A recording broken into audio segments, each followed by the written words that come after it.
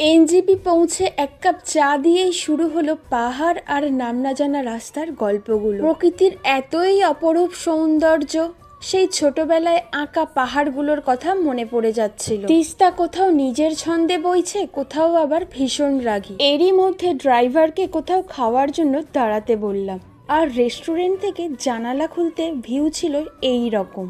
এই দৃশ্য দেখে মন তো পুরোপুরিই ভরে গিয়েছিল। এবার ছিল পেট ভরানোর পালা।